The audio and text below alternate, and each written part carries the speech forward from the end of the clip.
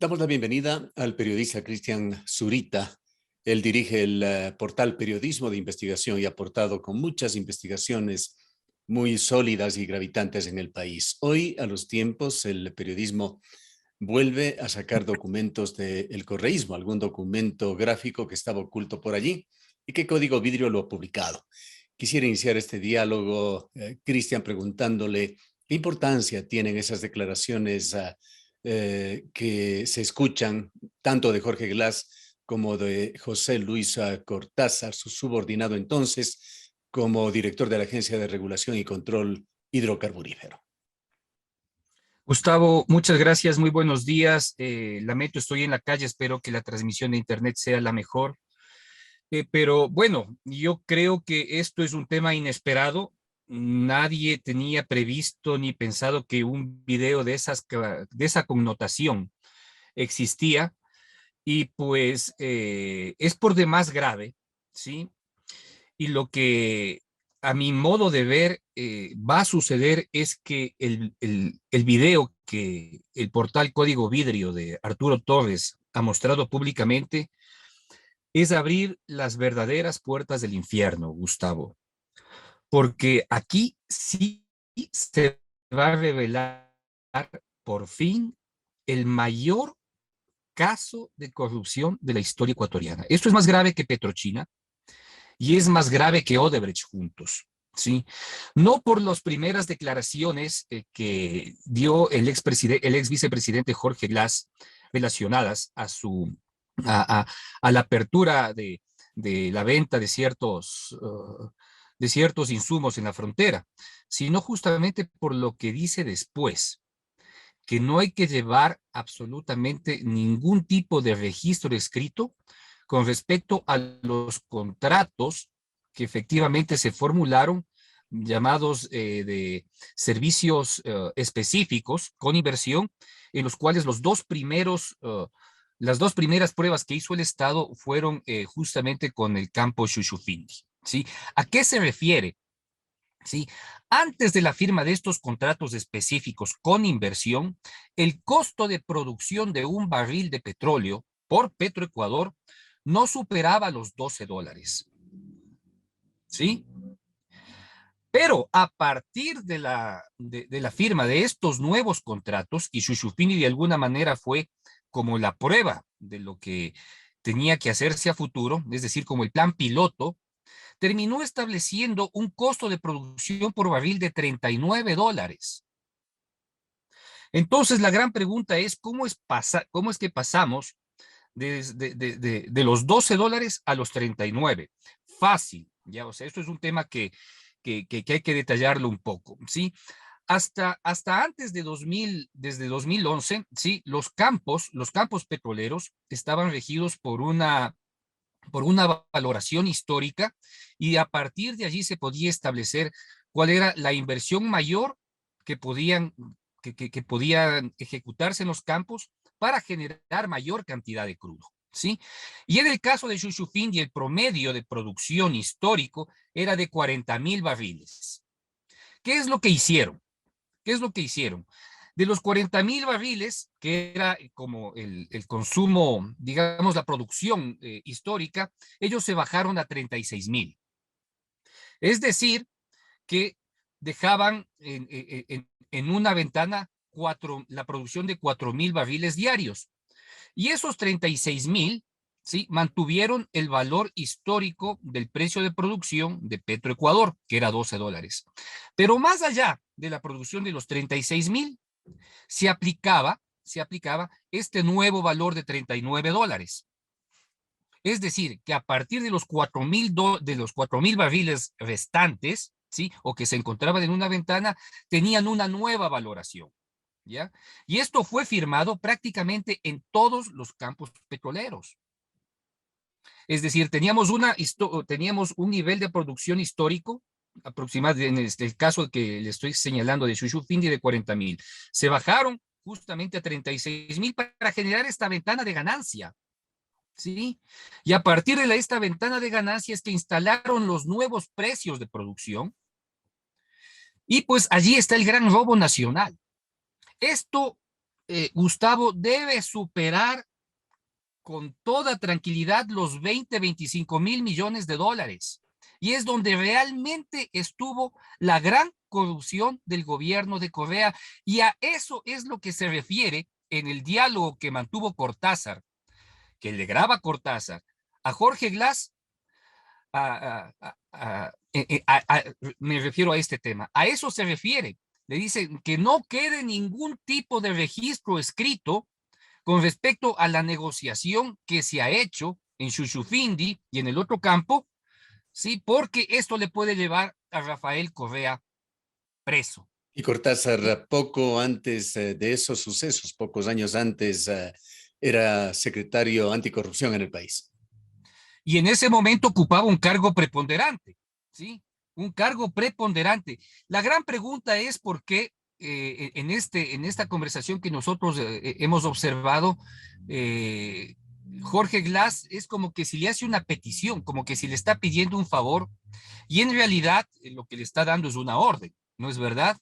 Y también se evidencia que sobre este tema Cortázar ya conocía. Es decir, que Cortázar lograba para guardarse las espaldas de un caso que él entendía que le podía llevar a la cárcel. Esto pone nuevamente en el tapete ese estilo de hacer negocios del gobierno de Rafael Correa, ese modelo, si es que se lo puede llamar, aplicado por el gobierno de Correa, no solamente en el ámbito del petróleo, en carreteras, en la construcción de centrales eléctricas, es decir, construcción o en este caso exploración, explotación integrado con financiamiento y todo en un marco de opacidad además. Sí, lo que queda ahora determinar es cuál supuestamente era la mayor producción o la sobreproducción histórica que se generó en cada campo para establecer estos nuevos valores, ¿sí? Pero en todos los campos, desde 2011 hasta la negociación pasada, pues que recuerde que el ministro, el ministro Pérez, ¿sí? Dejó en evidencia este tema y dijo que, que es posible que por este tipo de renegociaciones se haya perdido hasta $7 por barril, ¿ya? Entonces, si nosotros consideramos los $7 a los que se refirió en el gobierno pasado el ministro Pérez, ¿sí? Y si contabilizamos exactamente qué cantidad de barriles se encontraban en esta ventana para cada uno de los contratos establecidos para los campos ecuatorianos, vamos a tener una suma por demás brutal, millonaria, Claro. Entre que muchas supera otras de largo, cosas, esto lleva a recálculos de lo que fue el perjuicio durante ese pero gobierno, perjuicio al Estado. es más fácil porque este diálogo, esta grabación que de alguna manera en primera instancia no se entendía cuáles eran los alcances son gigantescos. Y lo que está haciendo es reconocer, ¿sí? Un acto de corrupción, una condición colusoria con respecto a lo que significaban estos dos primeros contratos para luego expandirlos hacia el resto, ¿ya? Así que de tal manera que los delitos están allí, los contratos están allí, la diferencia que se obtuvo entre el nivel de producción incremental, sí, están allí. Es decir, toda la información existe, Gustavo. Es cuestión de tomarse no más de una semana, revisar cómo funcionó cada uno de los campos, ver efectivamente los acuerdos en los contratos de cada uno de ellos y pues está contada la historia, ¿sí? Del mayor atraco de corrupción petrolera y tal vez en la historia de este país, porque supera de largo a cualquier otro, de largo, pero así, de largo, Gustavo, y pues en pocas semanas, no más de 3, se pueden tener importantes resultados de lo que Jorge Glass, ¿sí? Por su boca, hablándole y ordenándole a uno de sus subalternos, se ha conocido después de al menos 10 años. Esto, de hecho, da cuenta de que no se trata de un asunto Jorge Glass Cortázar, está de hecho involucrado allí en la toma de decisiones finales Rafael Correa. Y hay una serie de ejecutores, entre ellos Carlos Pareja y Anuseli, personaje que se encuentra en la cárcel, que supuestamente hizo un acuerdo con la fiscalía para disminuir sus penas, tener un proceso abreviado en base a información que daría. Van a ponerse nuevamente de moda, por así decirlo, en el plano informativo algunos personajes. y sobre todo pareja Iannuzzi, porque en esto juega él un papel trascendental. Él se opuso a este tipo de acuerdos. Y existen los documentos, Gustavo, en el cual él dice que no está de acuerdo con la firma de este tipo de contratos. Por lo tanto, él entendía muy bien, ¿sí?, que bajo de este nuevo paraguas contractual que se estaba generando para cada uno de los campos iba a generar unas pérdidas brutales, ¿sí? Y de alguna manera, pues, no ha dejado de decirlo y contarlo, que han estado preso en este periodo, pero obviamente nadie lo ha escuchado. Ahora que estalla este tema, bueno, pues su voz que creo que toma una importante relevancia y creo que en este caso debería convertirse en uno de los protagonistas y personajes que mejor le puedan explicar al país cómo es que funcionó esta colusión generada por Vidrio, su jefe Rafael Correa y sus adláteres que terminaron de ejecutar este proyecto, sobre todo el señor Wilson Pastor. Su compañero de periodismo de investigación está presidiendo la Comisión de Fiscalización de la Asamblea. Ha señalado que se han dado pasos ya para indagar, para empezar a documentar esta situación. ¿En qué momento debería ingresar también la Procuraduría y la Fiscalía General del Estado? Bueno, yo creo que Fernando se va a demorar muy poco. Yo entiendo que ayer ya estaba haciendo y redactando las peticiones para solicitar la información de forma oficial a Petroecuador. A partir de allí que reciba la información, que será no más de 10 días, pues él podrá armar con rapidez y presentar un informe.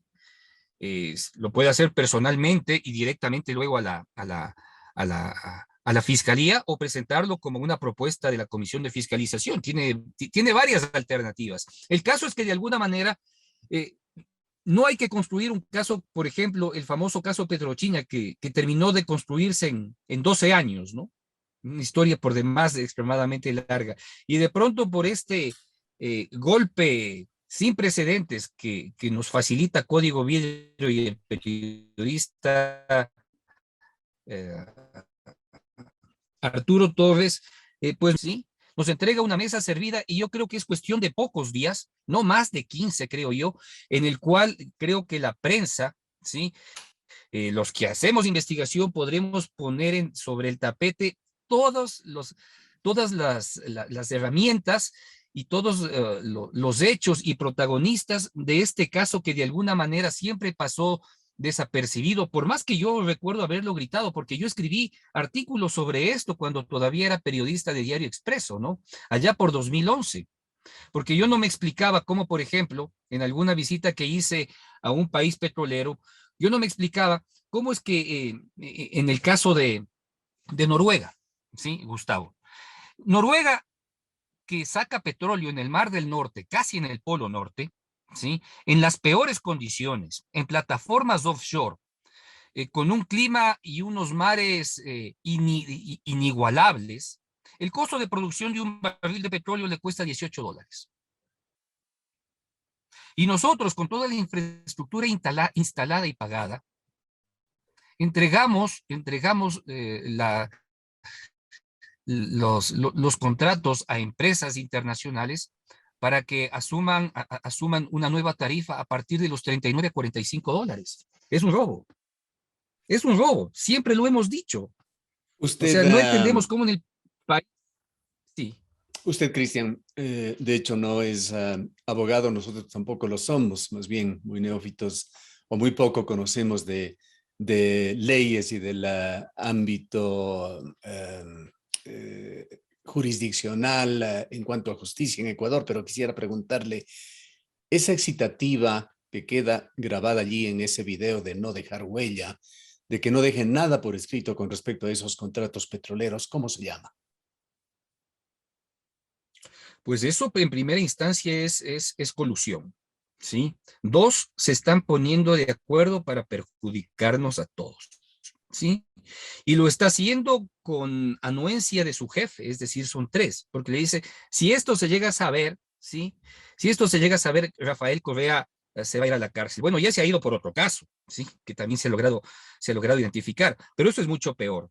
Así que al menos en primera instancia entendemos que existe una colusión. Y luego existe una condición de crimen organizado, porque obviamente esto no se hubiese podido concretar si no existen unos acuerdos y unos planes clarísimos para sacar adelante los nuevos contratos, ¿sí?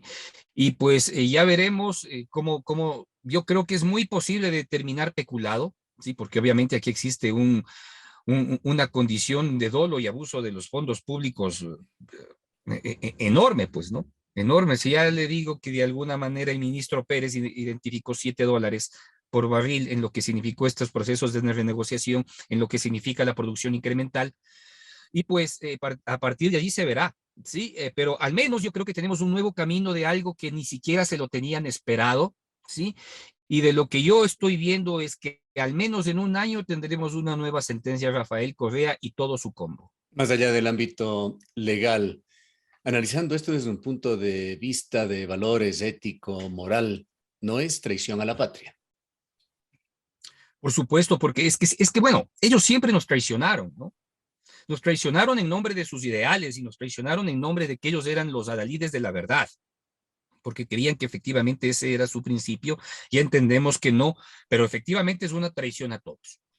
Es una traición a los más pobres, es una traición a sus principios, es una traición a su ideología, es una traición a sus padres, a mentores, y si es que alguna vez tuvieron unos patronos fundadores en su alma, pues traicionaron absolutamente a todos, ¿sí?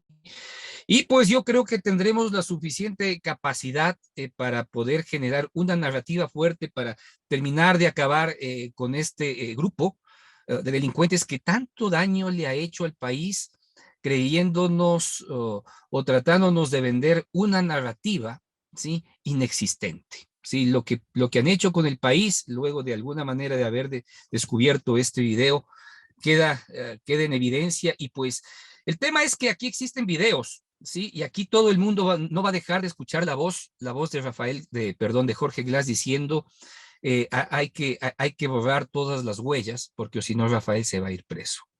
Revisemos Y pues eso otro es muy difícil de aspecto. borrar del imaginario. Revisemos otro aspecto, otra faceta de estos videos que quedan como accesorio ante la gravedad de lo primero a lo cual usted ya se ha referido. Eso de relajar las medidas que limitaban la venta de explosivos y de gasolinas en un momento en que la narcoguerrilla tenía una actuación que amenazaba también al país y sabiendo que la gasolina es parte de los precursores para el procesamiento de cocaína. Pues sí, yo debo entender que recordemos que en la provincia de Sucumbíos, Lago Agrio o Nueva Loja se encuentra por demás cercana a la frontera, tiene una ruta directa para negocios en el cual muchos se beneficiaban. Y de alguna manera querían aliviar estos controles para que en días previos a las elecciones, pues simplemente la gente se sienta algo más relajada y pues pueda hacer los negocios como antes lo hacía, porque existía un control específico. Nunca es que ha dejado de haber un control, siempre ha habido, pero trataban de alguna manera liberarlo para beneficiar a grupos específicos que yo no creo por temas electorales. Definitivamente no, porque no creo que toda la población de la ciudad del Lago Agrio haya estado relacionada a la venta ilegal de combustibles al otro lado de la frontera o a los narcoguerrilleros, ¿sí? Eso debe haber sido un grupo minoritario.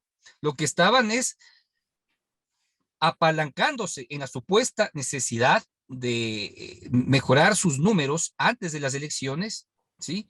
En una supuesta justificación para terminar de hacer negocios con sus amigos, ¿sí? Que eran los narcoterroristas, los narcoguerrilleros y los otros grupos interesados en generar el caos y pues el desorden y las condiciones delictivas en Colombia y también en Ecuador. Esos eran sus amigos. Yo no creo que lo hayan hecho justamente por un tema electoral. Lo hacen para beneficiar a sus amigos, justamente considerando y justificando una etapa electoral muy próxima.